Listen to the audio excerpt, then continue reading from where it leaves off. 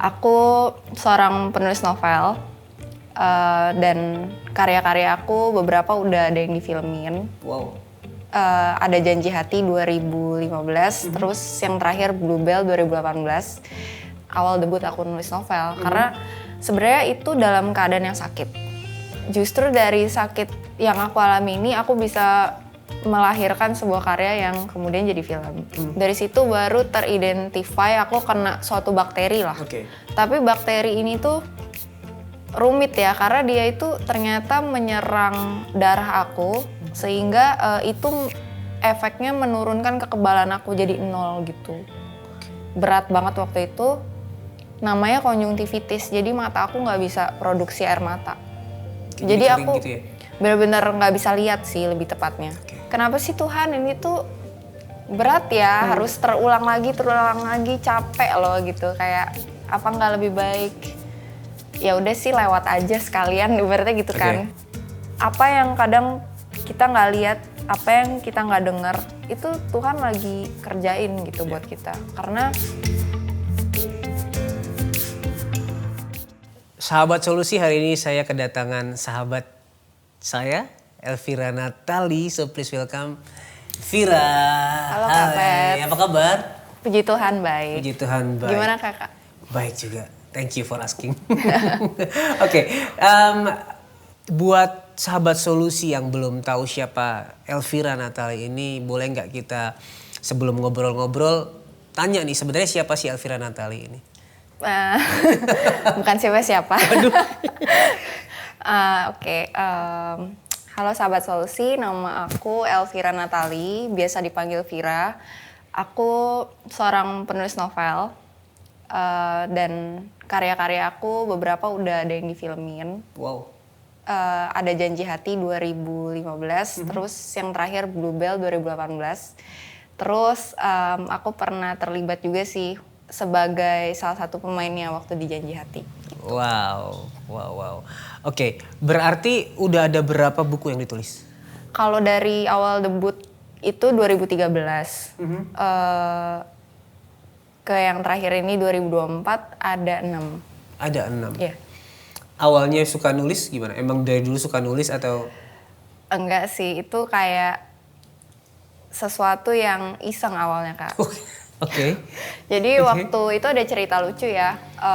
Aku kan waktu SMA duduk di kelas 10. Aku kena guru killer lah di kelas gitu. Oke, ya. Kita terus, semua punya guru killer. Iya.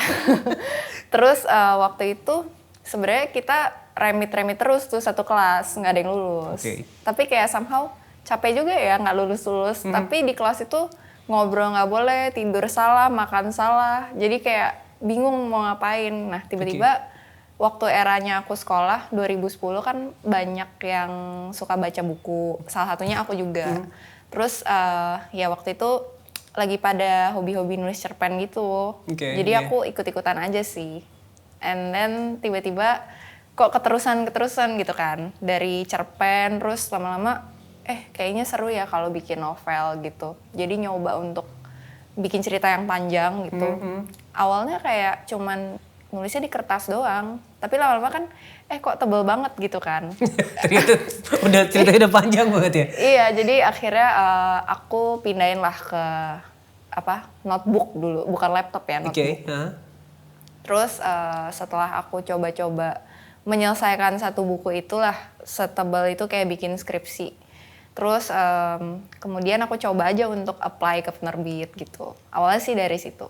Waktu apply langsung diterima atau pernah ditolak juga? Enggak sih, ditolak dulu. Karena kan aku kebetulan emang nggak ada base ya, nggak ada base nulis. Jadi maksudnya memang natural aja ya? Literally juga nggak pernah kepikiran kayak pengen jadi penulis tuh sama sekali nggak ada. Jadi semuanya kayaknya berjalan sedemikian rupa aja, mengalir aja gitu. Kalau nulis cerita itu inspirasinya dari mana? Ada nggak kisah-kisah nyata yang dibuat jadi cerita? Nggak ada sih, semua fiksi. Cuman ketika aku membentuk sebuah karakter untuk ya di dalam sebuah fiksi itu, aku terinspirasi dari orang-orang yang ada di sekeliling aku. Jadi misalnya aku punya teman yang hobinya main futsal, misalnya sesimpel itu, ya udah aku coba untuk masukin, atau kayak sesimpel juga misalnya aku bikin cerita, kayaknya seru ya kalau aku jalan-jalan ke London gitu. Jadi settingnya London misalnya kayak gitu. Oke, iya. Alright. Nah, ternyata menjadi seorang penulis novel yang 2 bukunya sudah jadi film, itu tidak berarti kehidupan kamu itu berjalan dengan mudah. Pasti nggak ada yang pernah mulus sih. Iya. Dan aku dengar kamu pernah mengalami atau melewati proses sakit yang cukup membuat kamu struggle di dalam hidup. Itu tahun berapa itu? Jujur kalau sakit itu kayaknya setiap 4 tahun sekali kali ya aku ada sakit gitu. Cuman puji Tuhan ya tetap survive lah sampai hari ini. Jadi salah satu yang menurut aku rasain banget gitu kasih Tuhan ya dari pas awal debut aku nulis novel. Karena sebenarnya itu dalam keadaan yang sakit. Jadi yang kayak aku cerita tadi, aku nulis waktu kelas 10. Jadi waktu awal aku lagi suka-sukanya nulis itu, kebetulan aku juga sakit. Awalnya kayak suka demam, suka pusing, tapi itu kayak setiap hari gitu. Sampai akhirnya aku nggak bisa sekolah. Jadi selama semester awal itu kurang lebih 6 bulan aku nggak sekolah sama sekali. Jadi aku cuman sempat sekolah kayak beberapa minggu pertama lah ya gitu. Terus aku langsung cuti gitu. Oke. Itu di tengah menulis buku yang pertama? Iya betul. Jadi nggak lama lah pokoknya setelah itu sampai kepala sekolah aku juga datang gitu ke rumah. Karena kayak ini anak kenapa nggak masuk-masuk. Even kayak ujian semester itu aku nggak bisa hadir kan. Jadi lucunya waktu kalau dulu kan di sekolah aku ada peringkat ya Kak. Misalnya kayak dari 100 berapa puluh murid gitu. Itu tuh dipajang loh dari 1 sampai yang terakhir gitu. Waduh. Dan yang terakhir itu aku. Karena memang nggak pernah masuk gitu ya? Iya karena memang nggak ikut ujian. Jadi kan skornya langsung drop gitu. Ya cuman ya itu puji Tuhan di tengah-tengah sakit itu aku ya bisa tetap menulis gitu. Dan aku juga nggak pernah mikir bahwa justru dari sakit yang aku alami ini aku bisa melahirkan sebuah karya yang kemudian jadi film. Itu banyak yang orang nggak tahu sih. Aku nggak pernah cerita juga kalau yang ini. Aku baru cerita di sini. Wow, terima kasih loh. Jadi novel yang dijadiin film itu ditulis ketika lagi sakit. Iya. Nah, menulis atau gini ya, maksudnya ngerjain suatu hal waktu lagi sakit itu kan berat banget, susah banget rasanya, lemas banget pasti. Apa sih yang bikin kamu bisa bertahan menyelesaikan satu novel itu bahkan jadi film di tengah badan yang sedang berjuang melawan sakit? Jadi kembali ke sakitnya dulu ya. Awalnya aku nggak tahu tuh aku sakit apa. Karena kan selalu cuman kalau ke dokter dibilangnya tipes gitu. Sampai akhirnya aku harus berobat ke luar negeri. Dari situ baru teridentify aku kena suatu bakteri lah. Tapi bakteri ini tuh rumit ya karena dia itu ternyata menyerang darah aku sehingga itu efeknya menurunkan kekebalan aku jadi 0 gitu. Nah jadi intinya ketika aku sakit itu kalau kakak bersin depan aku besok pilek. Jadi aku sangat fragile gitu. Nah jadi memang nggak mudah ya karena aku inget banget waktu aku sakit ini itu mata aku juga kena gitu. Maksudnya kena gimana? Kan kekebalan aku 0. Jadi sakitnya itu sebenarnya di perut gitu, tapi menyerang bagian-bagian lain. Nah salah satunya mata yang aku paling berat banget waktu itu namanya konjungtivitis. Jadi mata aku nggak bisa produksi air mata. Jadi aku gitu ya? benar-benar nggak bisa lihat sih lebih tepatnya.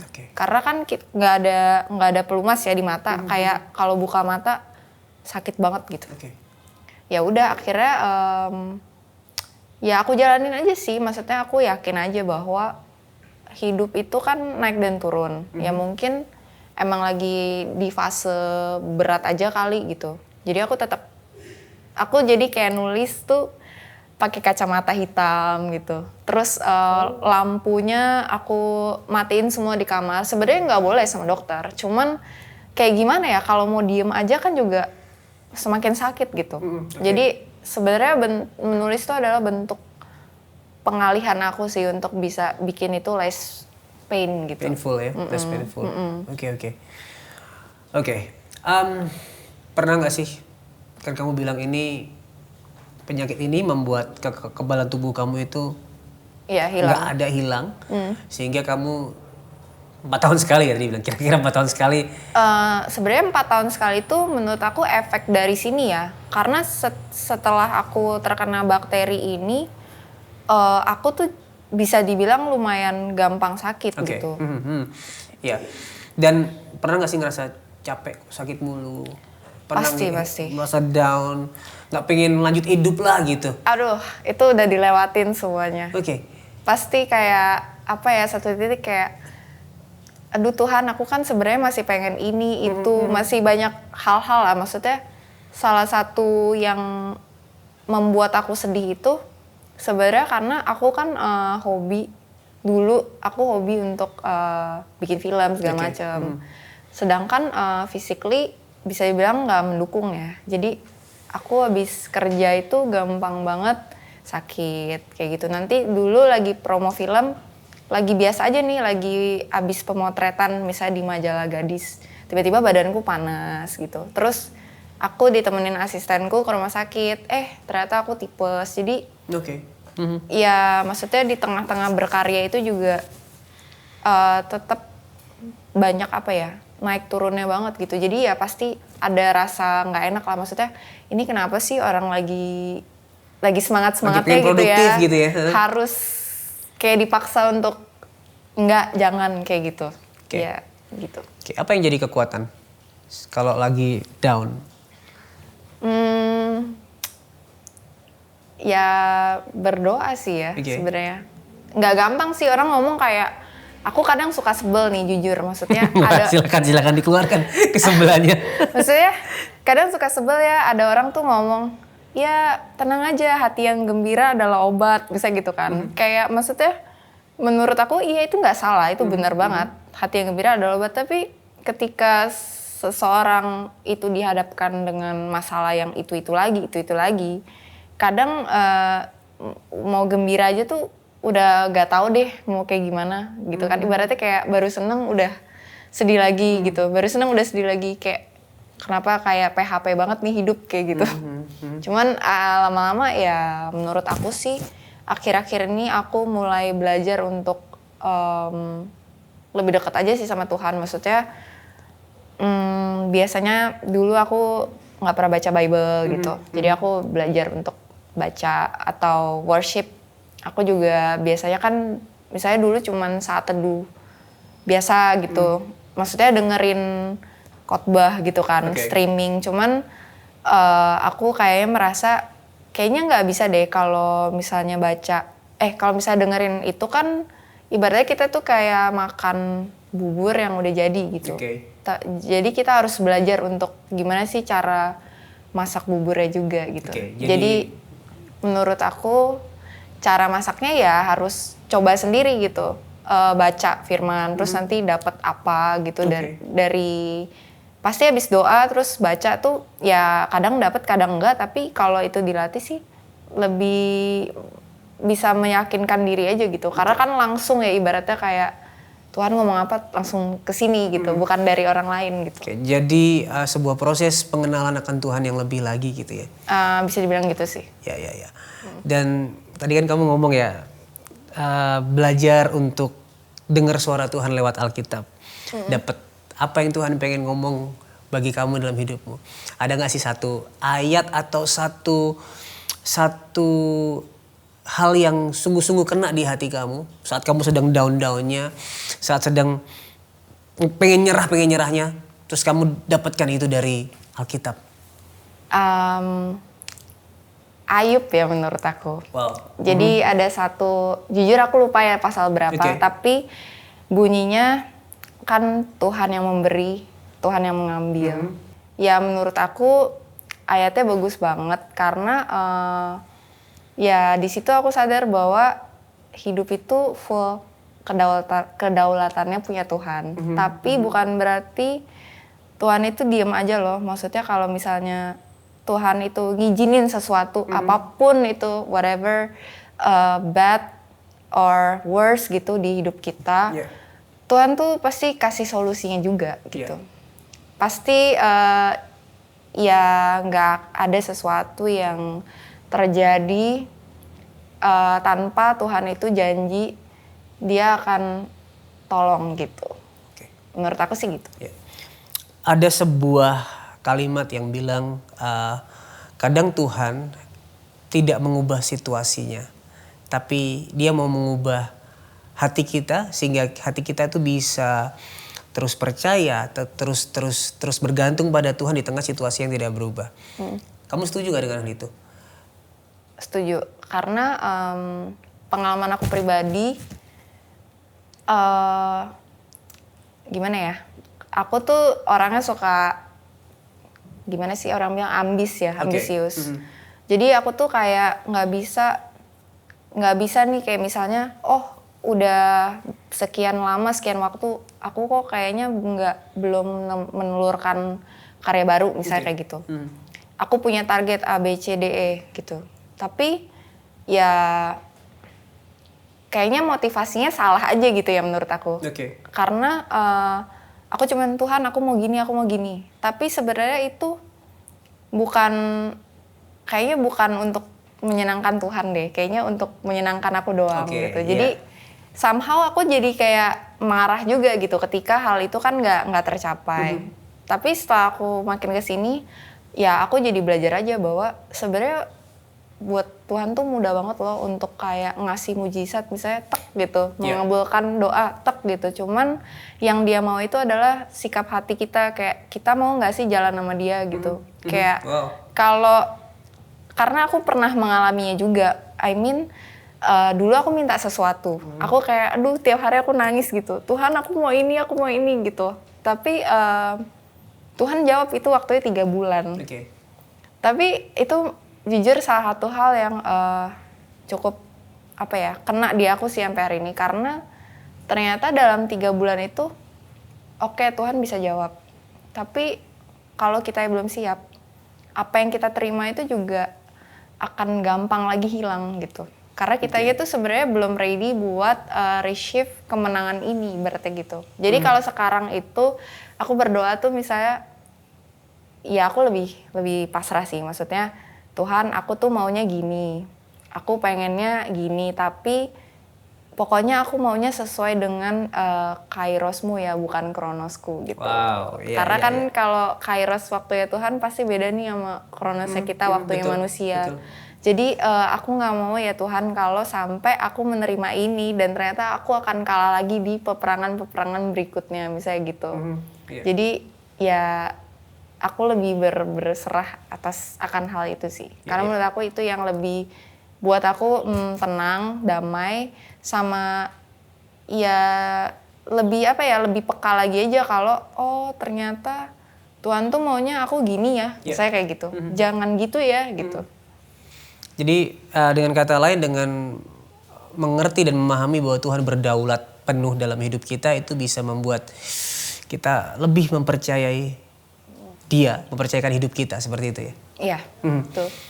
Pernah nggak sih ngomong doa ya, doa untuk Tuhan benar-benar kalau bisa pulih seutuhnya nih tubuhku, badanku gitu? Pasti. Dan maksudnya aku yang terakhir sakit lagi nih sebenarnya 2020. Itu waktu era-era COVID ya. Dan aku cukup struggle banget karena ya waktu itu kan ke rumah sakit lagi serem. Benar. Jadi aku kayak ya mengobati diri sendiri lah lebih tepatnya gitu. Dan gak membaik sampai 2021 Desember aku baru bisa terbang ke Singapura untuk berobat. Karena aku udah cukup kritis juga sih, maksudnya kayak ini sakit udah kayak gini terus, maksudnya aku setiap hari sakit perut, itu juga menyerang sampai ke mental sih, karena kan namanya sakit perut itu kan mengganggu banget ya. Dan pikiran, melelahkan ya. produktif juga nggak bisa, terus tidur juga susah. Jadi bener-bener semuanya kena gitu dari sisi mental ataupun fisik. Oke. Nah terus ya jujur sampai akhirnya aku terdiagnosa oleh satu penyakit yang tidak pernah aku bayangkan, aku bertanya-tanya gitu, kenapa ya Tuhan aku kok dikasih sakit ini lagi gitu. Berbeda dengan yang dulu gitu, tapi bisa dibilang ini lebih kronis gitu.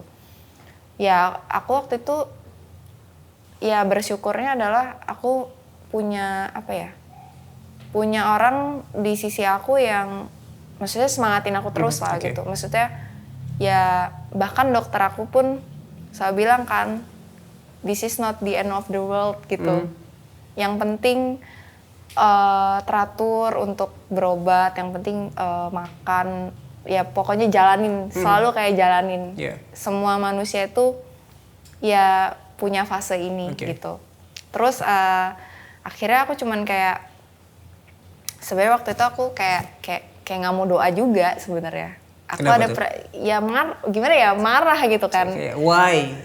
Kayak maksudnya kenapa sih Tuhan ini tuh berat ya, harus terulang lagi, capek loh gitu. Kayak apa nggak lebih baik ya udah sih lewat aja sekalian ibaratnya gitu kan. Kayak aduh udahlah, sakitnya nggak bisa digambarkan dengan kata-kata gitu. Kalau sampai orang kayak memilih untuk pergi, kayaknya menurut aku ya udah torture aja sih gitu di badan aku. Tapi kemudian aku juga banyak minum obat gitu, sampai aku kayak ini ginjal aku bahaya nggak sih kalau aku kayak gini terus. Aku sampai berpikir gitu, nanti aku udah sembuh yang ini malah nyerang ke yang lain lagi. Pokoknya udah overthinking kemana-mana. Cuman pada akhirnya tahun 2023 tuh aku mengalami progres yang cukup signifikan gitu. Maksudnya ketika aku cek hasil gitu, ternyata hasilnya makin membaik dan makin membaik. Jadi itu benar-benar yang aku rasain bahwa Tuhan itu dahsyat penyembuh, karena aku selalu dikasih kesempatan untuk bangkit gitu. Jadi kekuatan untuk terus berjalan walaupun terseok-seok di tengah sakit ada masalah, tapi bisa tetap kuat berjalan, itu salah satu yang kamu bilang bahwa itu adalah mujizat dari Tuhan. Menurut aku iya, karena jujur secara aku pribadi aku nggak bisa sih. Karena banyak orang juga berpikir bahwa pertolongan Tuhan itu hanyalah tentang sakit yang disembuhkan gitu. Padahal menurut cerita kamu ya, bahwa pertolongan Tuhan ya juga bisa berupa dia mengatur sedemikian rupa sehingga kamu bisa lepas dari masalah berikutnya. Atau kamu dikuatkan dengan orang-orang yang di sekitar kamu, kayak gitu ya. Dan di dalam hal yang tidak mengenakan yang kamu alami, di mana kamu yang tadi bilang ya, kan orang bilang hati yang gembira adalah obat. Tapi terkadang kita nggak bisa menemukan kegembiraan atau sukacita itu di tengah situasi yang nggak enak. Betul. Awalnya aku juga bingung. Ini mau nyari kegembiraan di mana ya gitu kan? Itu dia. Di mana kamu dapat kegembiraan dan sukacita? Jadi jujur aku tuh mulai maksudnya mencoba untuk dekat sama Tuhan itu di bulan Maret tahun lalu.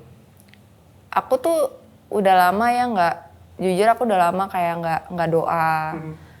Gereja ya online aja. Maksudnya sampai udah selesai COVID kebawa masih online terus gitu. Ya menurut aku kayaknya ini ya aku sama Tuhan nih setengah-setengah banget gitu ya kalau aku pikir-pikir gitu. Terus aku mulai coba aja gitu. Memang awalnya memulai sesuatu kan nggak ada yang gampang. Sulit lah, maksudnya untuk doa aja tuh aduh maunya cepet-cepet gitu. Cepet-cepet beres. Tapi ternyata ya udah aku percaya bahwa it's never too late to set things right gitu. Jadi Tuhan tuh kayak nggak pernah ninggalin kita. Tuhan tuh selalu ada gitu buat kita. Emang kitanya aja kadang yang bandel, yang pergi. Tapi Tuhan tuh stay terus. Tuhan tuh baik banget jaga kita 24 jam, 24/7. Bahkan untuk orang-orang yang gak percaya sama Tuhan, Tuhan tetap jaga gitu. Menurut aku gitu. So bisa dibilang kamu menemukan sukacita di dalam persekutuan dengan Tuhan, relationship dengan Tuhan. Iya. Dan juga relationship dengan komunitas sesama tubuh Kristus gitu ya. Iya, menurut aku itu ngaruh banget sih. Karena beda lah pokoknya sendiri itu memang berdoa itu memang kan ada yang selalu diajarkan harus di tempat-tempat tersembunyi. Tapi kan kadang-kadang ya manusia namanya kita penuh dengan kedagingan gitu ya Kak. Jadi kadang kalau nggak ada yang ngingetin atau nggak ada yang tempat kita sama-sama jalan bareng-bareng yuk gitu. Kita kan pasti bisa belok lagi. Tapi kalau misalnya kita punya leader atau punya teman-teman, punya komunitas yang benar gitu ya. kan itu jangan lupa ya gini-gini. Terus kan kalau ikut kayak cell group gitu, kita selalu dapat tugas kan. Saya mingguan siapin ini ya. Firman gitu-gitu. Jadi secara nggak langsung kan itu juga membuat kita mau nggak mau ya kita harus bersaat teduh nih karena kita harus sampein firman kayak gitu misalnya. Jadi itu mendoping sih menurut aku. Dan setuju sih bahwa kita itu bersukacita kalau ditentukan situasi sulit rasanya ya, apalagi kalau di situasi yang buruk. Tapi ketika kita punya sukacita kita taruh di relasi dengan Tuhan itu nggak akan bisa hilang ya. Oke, kembali ke karir kamu sebagai seorang penulis gitu. Value apa sih yang kamu pegang sebagai murid Kristus supaya kamu di dalam karirmu sebagai penulis itu bisa menjadi saksinya? Mungkin kamu nggak bisa menuliskan tentang Yesus Kristus di dalam novelmu karena itu novel yang memang ditujukan buat semua orang. Tapi di dalam part apa sih kamu punya value untuk menjadi saksi Kristus? Kalau buat aku pribadi ya, aku tidak mau menulis sesuatu yang eksplisit gitu. Ya, jadi kalau orang baca karyaku pasti orang lebih bilang kayak tulisannya itu sopan ya, tulisannya itu bahasanya mengalir mudah dimengerti, terus sama even kayak romance tapi bukan sesuatu yang romance menye-menye yang vulgar atau yang kayaknya banyak adegan-adegan, pokoknya semua sepantasnya gitu. Jadi itu sih yang aku tanamkan. Aku gak mau, ya pasti kan namanya menulis itu mencerminkan dirinya dong. Ya aku tidak mau seperti itu gitu. Jadi aku mau mengemasnya dengan sopan lah gitu ya. Jadi melalui menanamkan nilai-nilai yang baik, nilai-nilai yang positif di dalam novel kamu gitu ya? Menjaga adegannya juga sih. Pokoknya yang sepantasnya, yang seperlunya. Ya balik lagi tadi kalau itu romance, tidak ada adegan yang vulgar gitu. Intinya tidak mengajarkan nilai-nilai yang seharusnya tidak dilakukan oleh... Tidak ada sara juga gitu. Ada nggak sih tujuan atau suatu visi ke depannya di dalam kamu berkarya, di dalam menulis? Ada nggak sih satu visi besar yang kamu ingin capai ke depannya dalam karir kamu menulis? Misalnya dengan penjualan bukuku nanti aku pengen mengadopsi anak-anak yang nggak bisa sekolah untuk aku sekolahin. Ada nggak sih kayak gitu?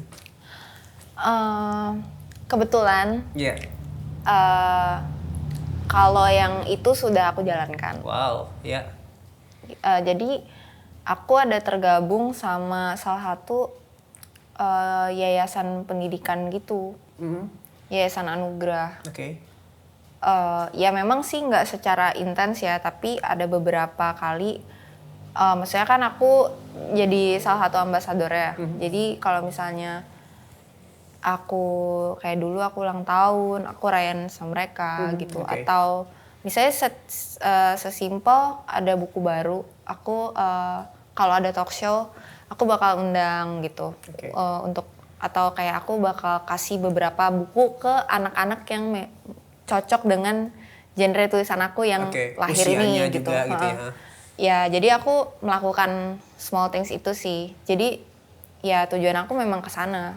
Intinya ini kembali lagi nih, aku tarik mundur sedikit ya. Tadi ada motivasi yang salah. Kalau dulu tuh masih kayak ngoyo banget gitu, maksudnya kayaknya pengennya terkenal nih, pengennya kayaknya enak ya dapat pujian gitu, misalnya kayak gitu. Tapi jujur sekarang tuh udah enggak sih, maksudnya salah itu kayak gitu. Maksudnya semua tuh bukan buat aku. Tuhan tuh kalau mau kasih aku ya kasih aja, itu bukan karena aku hebat, tapi emang Tuhan aja yang murah hati. Jadi nggak ada yang bisa disombongkan, nggak ada yang bisa dimegahkan atas diri sendiri gitu. Nah, yang menyadarkan itu apa tuh? Momen apa yang menyadarkan bahwa ini bukan tentang aku gitu? Jujur. Iya. Doa aku nggak dijawab-jawab. Oke, terus? Jadi maksudnya, misalnya yang aku bilang tadi nih, aku punya target tertentu. Tuhan, ini aku tuh udah sering banget gitu nyiapin presentasi buat film. Maksudnya udah sering nih, aku sampai kadang bete gitu. Tuhan, ini kenapa ya? Kok almost terus? Aku nih udah nyampe di tahap final gitu, tapi selalu ada aja loh yang menggagalkan ini gitu. Sampai kesel gitu, maksudnya aku nih salah apa ya? Kalau kerja keras nih nggak kurang lah. Dedikasi udah nggak kurang juga, ide juga bagus. Pokoknya secara manusia jujur ini nih nggak ada yang kurang gitu menurut aku. Tapi kenapa ya seperti ada sesuatu seperti batu sandungan yang selalu menjegal aku. Oh, Vira sampai di sini dulu. Vira sampai di sini dulu ya. Vira belum bisa ke depan sana gitu. Lama-lama aku doa gitu. Tuhan kalau emang ada yang salah kasih tau lah gitu. Jadi suatu hari itu aku sadar sendiri gitu. Oh, misalnya contoh terbaru nih, novel aku kan baru terbit yang Mengata Arga dan Semestanya. Congrats. Thank you. Baru terbit Februari ini. Kan dulu sebel ya, maksudnya Tuhan kenapa sih ini naskah udah dari 2018 gitu ya, lama banget ya mau terbit sampai 6 tahun gitu loh. Ini tuh biasanya nggak kayak gini gitu kan. Akhirnya aku menyadari aja setelah ini terbit. Oh, ternyata kalau terbitnya kemarin-kemarin, aku nih jadi kayak sombong ya gitu. Lebih sombong, lebih kayak, oh enggak kok bisa nih. Emang karena, ya kan aku emang penulis gini-gini. Bisa gitu. Padahal ya belum tentu juga loh gitu. Karena kan hakikatnya menulis itu belum tentu kita misalnya kita udah 5 tahun nih menerbitkan buku di Gramet misalnya gitu. Terus itu bukan berarti karya selanjutnya bisa diterima gitu. Kan tetap pakai seleksi segala macam. Ya jadi banyak juga tuh intinya rejection di tahun-tahun itu, terus ketambahan aku sakit. Ya udah lama-lama aku merenung, introspeksi, berdoa, aku ketemu sendiri, oh ternyata motivasinya salah. Terus ternyata yaitu aku tuh kayak cuma mau hasil deh, tapi aku nggak mau berproses sama Tuhan kayak gitu. Aku nggak mau jalan pelan-pelan gitu, aku cuman maunya lari gitu. Nanti terus aku belajar, oh kalau ternyata misalnya bahkan aku menyadari gitu, oh ternyata film yang aku tulis ini kepending begini lama gitu, maksudnya sekian lama, ada sebabnya ya. Kalau misalnya ini nggak terpending, aku nih nggak sembuh-sembuh gitu. Karena kalau aku kerja bagai kuda gitu. Dan itu arts itu kan tidak mengenal jam tidur ya. Betul, Kak. Maksudnya aku bikin brainstorming, bikin draft, bikin presentasi, pokoknya bikin semuanya itu. Aku selalu tidurnya jam 5 pagi, nanti jam 6 pagi. Ya udah somehow aku mikir, ya Tuhan tuh mau aku sembuh dulu sebenarnya. Karena baru sembuh setengah, udah kayak gitu lagi, pasti bakal lebih remuk. Tuntas gitu ya. Jadi aku jadi mikir sendiri sih gitu. Well, selamat buat novel barunya dan semoga sukses. Dunia tarik suara. Dengar-dengar nih nggak cuma seorang penulis tapi sebentar lagi mau merilis lagu. So ceritanya gimana? Tiba-tiba Wah, bercabang nih. yang ini sih gimana ya? Ini juga sih aku selalu doa kan. Maksudnya aku selalu doa sama Tuhan kayak Tuhan aku tuh sebenarnya harus jadi apa sih gitu. Aku selalu doa kayak gitu karena kayaknya tuh ya aku merasa masih bingung aja gitu. Oke lah kita nulis, misalnya aku nulis tapi ada kalanya kan kita mau punya second job gitu. Kayaknya enggak deh Tuhan kalau main film gitu kan. Maksudnya aku kan udah pernah main film. Ya udah tau lah pace kerja dunia film tuh kayak gimana. Jadi aku selalu kayak mensortir lagi gitu. Bahkan aku mencoba hal yang dulu aku suka banget. Ini aku akhir-akhirnya aku coba-coba lagi. Kayak misalnya ikut kelas modeling ya gitu. Ternyata aduh kayaknya ini bukan aku Nggak ya bisa Tuhan. juga nih, Enggak gitu gitu. Capek ya catwalk gini-gini, make up lama banget ya. Show-nya cuma 5 menit kok standby-nya dari jam 7 pagi sampai jam 4 sore gitu kayak. Pokoknya aku doa terus gitu. Tuhan ini aku mau kemana gitu. Tuhan kan yang paling tahu ya aku bisanya apa. Aku cuma doanya gitu. Sama Tuhan kan yang paling tahu nih aku passion di bidang apa gitu.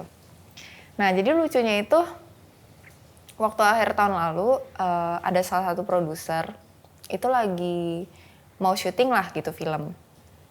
Nah aku ketemu dia itu sebenarnya untuk ngomongin naskah, tapi dia kayak tanya gitu, El kamu nih selain nulis gitu kamu bisa apa lagi sih gitu. Terus. Gitu.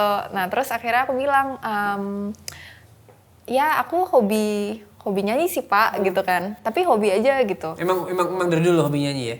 Bisa dibilang lumayan lah, karena kan trivia aku pernah bikin album rohani kan.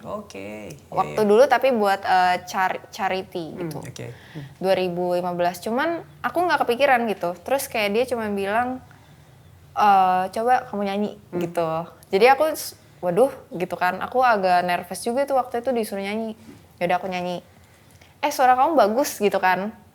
Terus dia bilang gini, kamu ini coba nih bikin OST-nya film ini kayak gitu. Bikin gimana gitu maksudnya? Ya udah kamu nyanyi aja, kamu bikin liriknya gitu. Nanti demonya kasih saya gitu. Nah terus akhirnya ya udahlah, aku lakukan aja dengan iseng, kembali lagi nih iseng. Ya kadang kan kalau kita dikasih challenge, ya udahlah.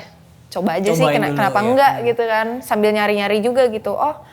Terus setelah aku mencoba, jadi aku nyoba sama salah satu teman aku yang dulu satu produksi juga di film aku yang sebelumnya gitu. Aku iseng aja, aku juga nggak pikiran, kayak aku ngontak aja nih si teman aku bilang, Kak aku disuruh bikin sampling lagu untuk film ini loh gitu. Mau nggak bikin bareng? Nah dia malah seneng banget karena dia udah lama nggak bermusik. Nah itu kemudian membawa aku ke produser aku yang sekarang gitu. Maksudnya waktu itu kita mau bikin sampling di rumahnya dia, maksudnya biar lebih clear aja suaranya gitu. Nah waktu itu cuman dari si produser aku ini punya lagu. Dia kan punya lagu-lagu, dia sering kayak os film gitu lah ya.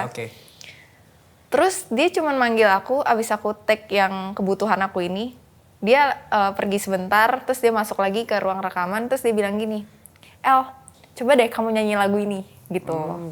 Dikasih lagu lah ya. Dikasih lagu, terus aku kayak gimana tuh gitu kan, ya pokoknya dikasih tahu nada-nadanya gitu, terus aku yang kayak, oke, aku coba ya gitu, karena aku kan nggak pernah tuh kayak spontanitas kayak gitu, nggak tahu deh bisa apa nggak. Waktu itu aku mikir, ya udahlah coba-coba aja gitu.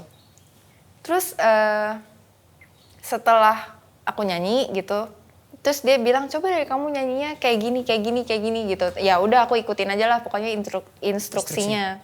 Udah lewat gitu doang. Terus aku permisi pulang. Nah berapa hari kemudian, seminggu kemudian gitu, dia ngomongin aku lagi. Kamu mau nggak kalau misalnya nyanyi lagu ini? Lagu ini tuh kayak ada nyawanya di kamu. Dia cuma ngomong gitu. Tapi dia nggak Tapi dia bukan ngomong nyanyi itu untuk rekaman enggak loh. Dia cuman bilang nyanyi aja gitu. Maksudnya dicoba-coba lagi gitu. Terus aku datang, aku nyanyiin terus gitu. Terus ya udah tiba-tiba ya udah ngobrol-ngobrol lagi gitu. Maksudnya kamu tertarik nggak? Nah baru kayak gitu. Tiba-tiba gitu, kamu tertarik nggak punya single gitu. Maksudnya single sekuler gitu. Karena aku cerita aku pernah nyanyi buat charity gereja gitu. Ya kamu tertarik nggak El gini-gini.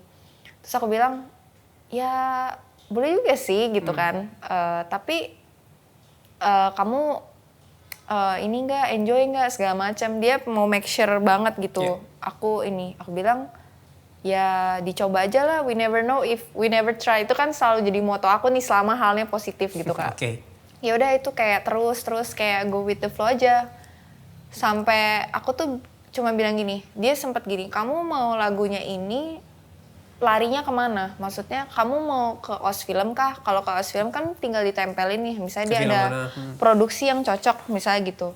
Atau kamu mau rilis ini sebagai ya single gitu kan ya, single di pasaran gitu. Terus aku cuma bilang gini, ditanya gitu aku bingung dong, gimana ya, aku tuh selalu percaya karya tuh akan menemukan rumahnya. Sekarang aku belum bisa jawab, tapi maksudku yang penting jadiin aja dulu. Sama tuh kayak bikin buku kan. Orang kan kebanyakan mau jadi penulis kayak, ini gimana ya Kak? Misalnya nanya aku, ini gimana ya Kak kalau nulis novel gini-gini?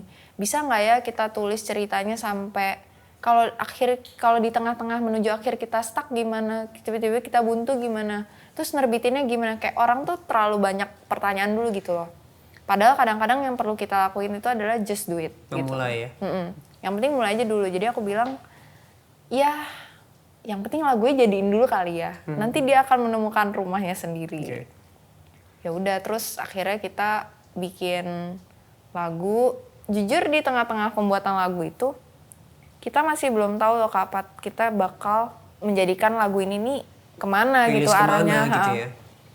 Terus tiba-tiba tuh si produser aku bilang, yuk kita cari sponsor gitu. Maksudnya supaya untuk ya promo, terus bikin video klip dan sebagainya. Cari kemana ya? Nah itu kan jadi PR lagi nih. Karena aku belum ada background di nyanyi gitu loh maksudku. Beda nih sama buku. Biasa kan orang kalau mau dapat sponsor kan udah ya harus ada apa sih ibaratnya udah ada samplingnya dulu nih, udah ada mungkin dia sebelumnya udah pernah rilis apa gitu. Terus aku yang kayak kemana ya? Aku cuman gitu. Ya udah buat aja lah dulu nih proposal gitu lagi dan lagi kita berjalan tanpa arah aja nih gitu kan. Bukan tanpa arah ya, ya berjalan tapi belum melihat ujungnya. Ya udah terus emang makanya aku bilang emang kalau dari Tuhan itu pasti ada jalan gitu. Jadi di tengah-tengah membuat lagu itu, aku ketemu sama satu orang teman baru. Intinya aku cuma lagi iseng aja nih. Aku nih, dia kan nanya kamu sibuknya apa nih selain buku gini-gini. Terus aku bilang, iya aku lagi mau bikin single gitu, tapi aku lagi nyari sponsor. Ya terus kayak gimana itu lagunya gitu. Terus ya udah aku dengerin aja nih sampling demonya gitu. Terus berjalannya waktu tiba-tiba kayak ya dia bukan membantu sih, dia mempertemukan aku dengan sponsor-sponsor yang ternyata potensial. mau. Dan bahkan sponsor ini tuh dia bukan brand gitu. Jadi dia suatu individu. Seorang individu. Sampai salah. Dia seorang individu yang literally dia seneng sama lagu ini. Dan dia mau lagu ini tuh ya beredar di pasaran gitu. Jadi sesimpel itu aja dan dia bahkan namanya nggak mau dicantumkan gitu. Karena dia benar-benar kayak seorang penikmat musik gitu ya. Jadi kayak menurut aku, wah itu sih kalau secara siapa sih yang pernah berpikir kayak gitu? Aku even berpikir lagu terus dapat sponsor aja Di luar bayangan ya? Nggak pernah deh. Aku cuman selalu kayak Tuhan nih aku mau kemana lagi gitu. Jadi tiba-tiba begitu gitu. Rilisnya kapan? Rilisnya rencananya sih bulan Juni. Oh bulan depan ya? Iya. Oke.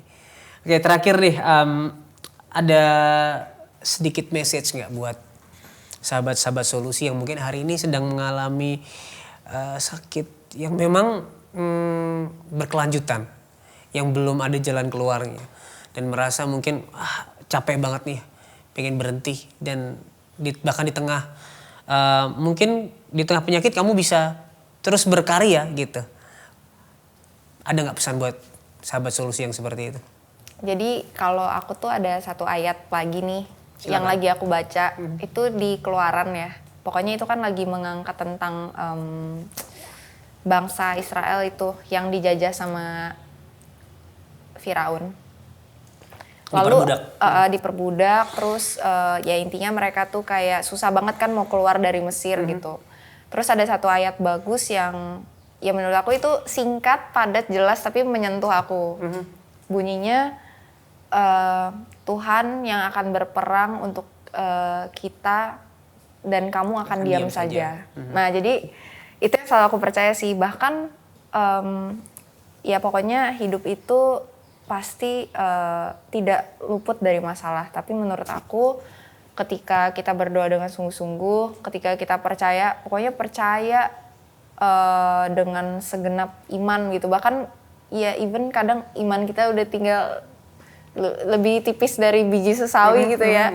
Keep in faith gitu bahwa apa yang kadang kita nggak lihat, apa yang kita nggak dengar, itu Tuhan lagi kerjain gitu buat kita. Karena menurut aku apa yang kelihatan sama apa yang nggak kelihatan itu jauh lebih berisik yang nggak kelihatan gitu. Jadi di dalam alam roh, di dalam hal-hal yang kita nggak bisa lihat, pokoknya Tuhan itu sedang mempersiapkan hal yang terbaik. Tapi nggak boleh marah, nggak boleh ngelawan, nggak boleh kayak Tuhan kenapa sih harus gini, Tuhan jahat ya, Tuhan nggak sayang ya, kayak nggak boleh gitu. Karena ya pasti ada sih sifat manusia yang kadang kayak gitu, tapi ya udahlah jangan berlama-lama gitu. Maksudnya hari besok tuh udah harus sadar lagi, tetap on track bahwa percaya Tuhan itu selalu bekerja mendatangkan kebaikan. Amin. Ada satu kalimat mungkin bisa melengkapi ya. Kalau kita nggak bisa lihat tangannya bekerja, percaya hatinya bahwa Dia selalu memberi yang terbaik bagi kita. Amin. Benar. Thank you Vira. Boleh nggak sih doa buat sahabat solusi yang sedang mengalami sakit penyakit mungkin, bergumul dengan kesehatannya sebagai penutup obrolan kita hari ini? Boleh. Silakan. Let's go. Selamat siang Bapak, selamat siang Tuhan Yesus, selamat siang Roh Kudus. Terima kasih untuk kesempatan yang Kau berikan. Kalau hari ini hamba-Mu bisa berbicara di solusi, hamba percaya tidak ada yang kebetulan. Hamba percaya Engkau juga ingin menyampaikan apa yang ingin Kau sampaikan. Mungkin melalui doa-doa hamba saat ini. Dan Bapak, aku percaya Tuhan Engkau Maha Penyembuh. Engkau akan memberikan kesembuhan dalam bentuk, entah dalam bentuk mujizat atau entah dalam bentuk yang progresif kepada siapapun yang sedang menonton ini, yang sedang menjalani atau menderita penyakit yang tidak mudah atau mungkin bahkan yang dokter udah vonis dokter udah vonis bahwa umurnya tidak lama lagi, tapi aku percaya tidak ada hal yang terlalu mustahil bagi Engkau, entah permohonan yang besar atau yang kecil. Aku percaya semua itu sama bagimu. Jadi aku meminta supaya Engkau dengan bilur-bilur-Mu Engkau menyembuhkan, Engkau memulihkan, Engkau memperbarui organ-organ setiap orang yang sakit, yang berbeban berat juga Engkau angkat Tuhan. Dan yang paling penting biarlah damai dan sukacita selalu melingkupi hati kami sehingga dengan apapun, dalam keadaan apapun kami berjalan, kami bisa selalu merasakan bahwa kasih-Mu begitu besar atas kami dan kami tidak pernah kehilangan Engkau. Kami selalu memiliki Engkau, Allah yang setia, Allah yang tak pernah meninggalkan, dan Allah yang akan selalu menjadikan semua indah pada waktumu, bukan pada waktu kami. Terima kasih Bapa, terima kasih Tuhan Yesus, terima kasih Roh Kudus. Hanya di dalam namamu hamba berdoa dan mengucap syukur, terpuji namamu kekal selama-lamanya. Haleluya, amin. Amin. Nah, buat sahabat solusi yang hari-hari ini sedang bergumul dengan penyakit, bergumul dengan kesehatan, kamu bisa menghubungi nomor yang ada di bawah ini. Ini adalah nomor doa dan konseling Cahaya Bagi Negeri. Kami siap 24 jam untuk mendengarkan kisah kamu, mendengarkan cerita kamu, dan mendukung kamu di dalam doa. Jangan ragu untuk menghubungi nomor ini. Satu langkah kecil, saya percaya bisa mengubah hidup kamu selama-lamanya.